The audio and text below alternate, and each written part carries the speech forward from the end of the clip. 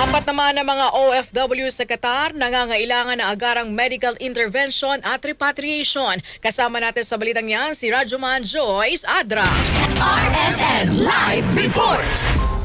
Kinipirma ng Department of Migrant Workers na apat na Pilipino sa Qatar ang nangangailangan ng medical intervention at repatriation. Sila ay nakakonfine sa Rumaila Hospital sa Doha, Qatar.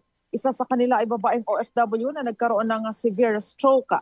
Sa ngayon, inaasikaso na ng DMW at ng Labor Attaché sa Qatar ang mga dokumento para sa emergency repatriation ng apat na Pinoy. Nadalaw na rin ng mga opisyal mula sa Philippine Post sa Qatar ang iba pang distress OFW sa shelter doon. Ilan sa kanila ay nangangailangan ng legal assistance dahil sa iba't ibang kasong kinakaharap sa nasabing bansa.